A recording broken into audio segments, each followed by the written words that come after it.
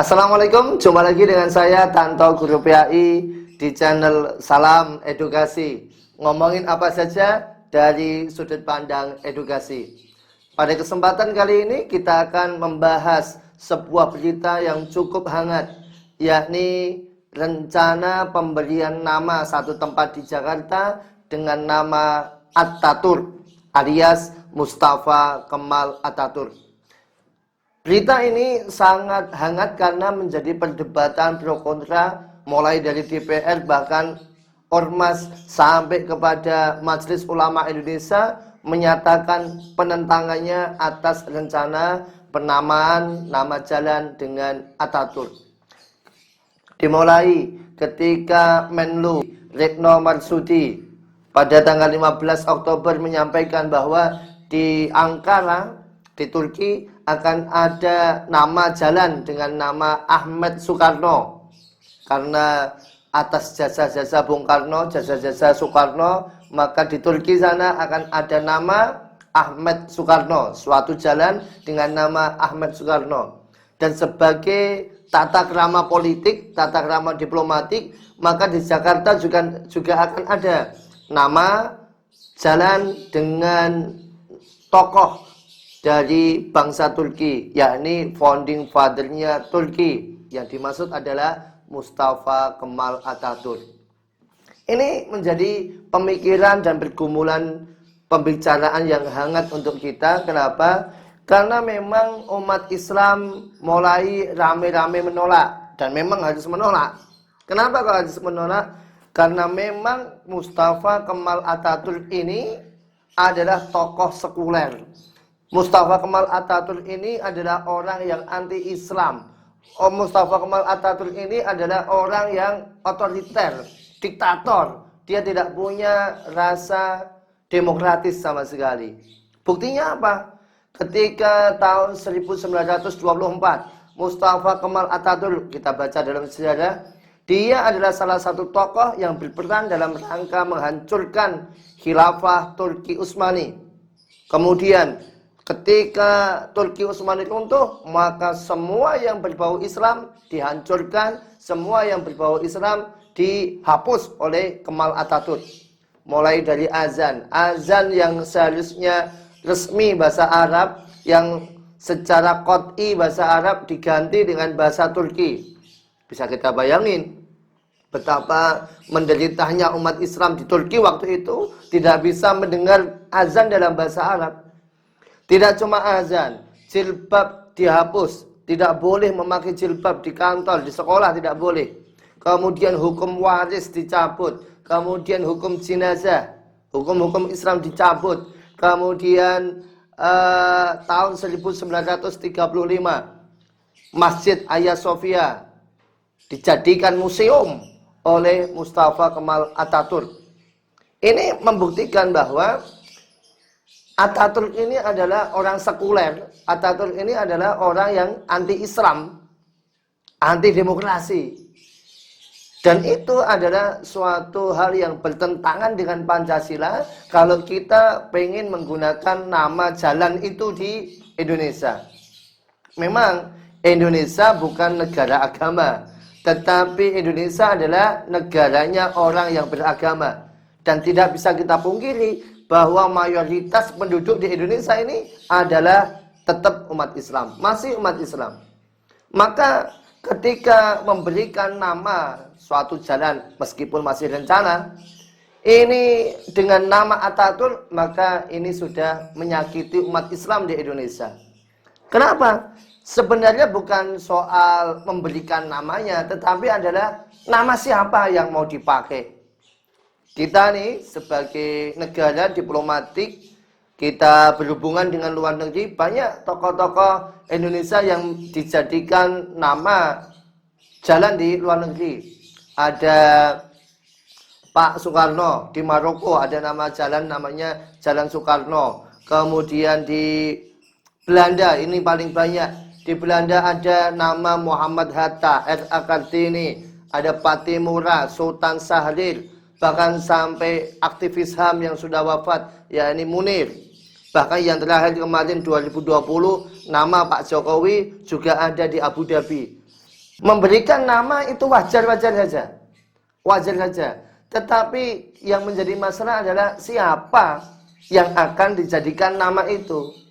Kalau kita diplomatik dengan Turki, masih ada loh tokoh-tokoh Turki yang layak, bahkan namanya harum di Indonesia ini. Ada seorang sufi namanya Jalaluddin Rumi. Ini namanya cukup harum bagi para kalangan-kalangan sufi, mereka yang suka berkontemplasi. Nama ini cukup harum. Kenapa nggak nama itu aja? Atau yang lebih luar biasa lagi, Muhammad Al-Fatih. Muhammad Al-Fatih, Mehmed II, Sultan Mehmed II. Ini dikenal banyak oleh Indonesia, dikenal banyak oleh umat Islam Indonesia. Maka bukan soal pembelian nama, tetapi mau nama siapa yang akan dipakai. Kalau kita di Indonesia, nama-nama jalan selain dengan nama bunga atau nama pohon, biasanya kita memakai nama pahlawan yang sudah jelas kapabilitasnya, yang sudah kita tahu track recordnya, baik untuk bangsa kita, bisa dijadikan contoh perjuangannya. Atau kita biasanya kalau nggak pahlawan dengan nama-nama seniman seperti Benyamin S misalnya. Kenapa? Karena kita tahu kiprahnya ketika semasa hidup dan tidak masalah, tidak menyinggung siapapun.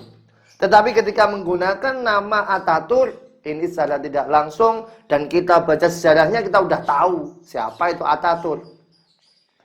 Masa iya kita nih mayoritas umat Islam di Indonesia, dan kemudian memberikan nama seorang yang anti-Islam?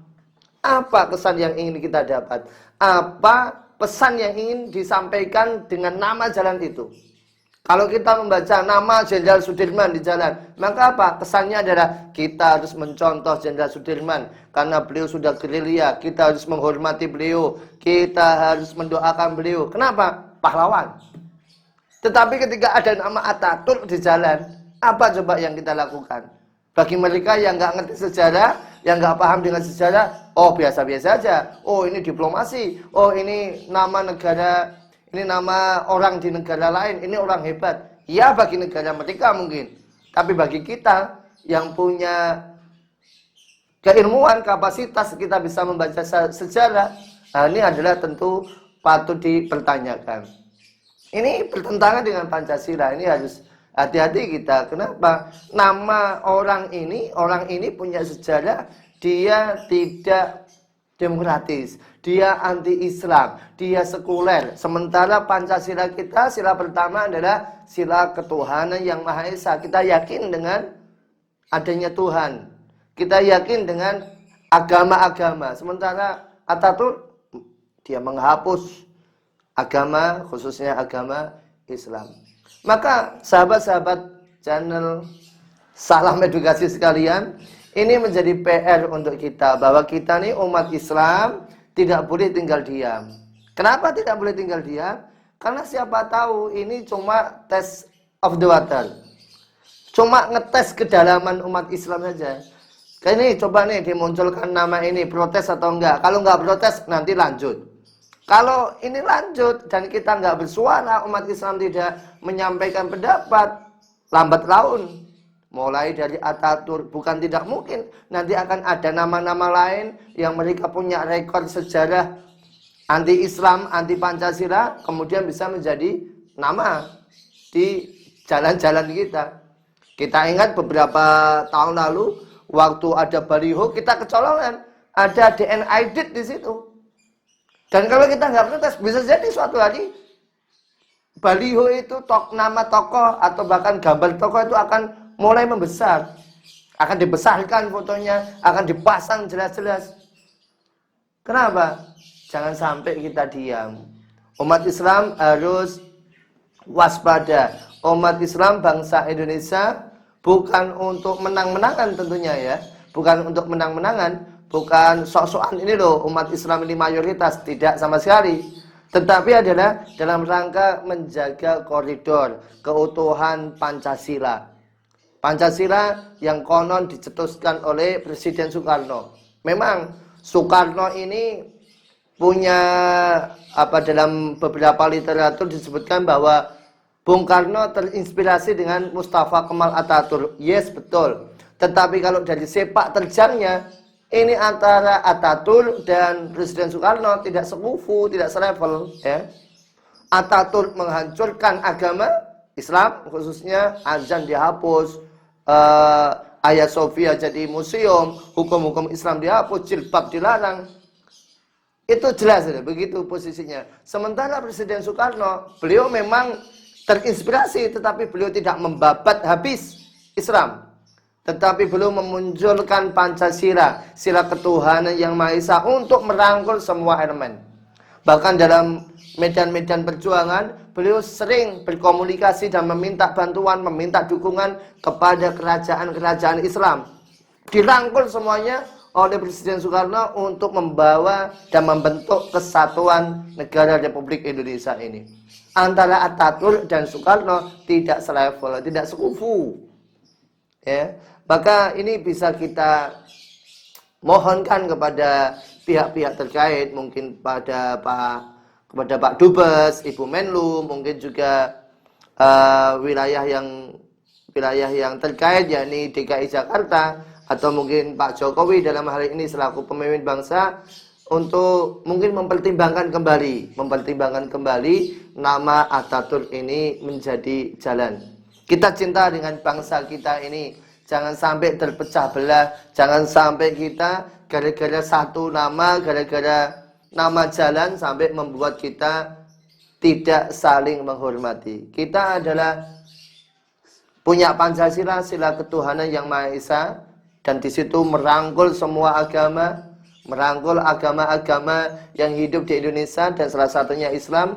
Dan ketika kita memunculkan nama tokoh yang memiliki sejarah anti-Islam, yang memiliki sejarah sekuler, membabat habis agama, maka ini akan sangat disayangkan kalau masih saja dieksekusi. Semoga pemerintah bisa mengambil sikap lebih bijak, bisa mengambil sikap yang lebih tepat untuk kemaslahatan, untuk kebaikan bangsa dan negara ini. Salam edukasi. Wassalamualaikum warahmatullahi wabarakatuh.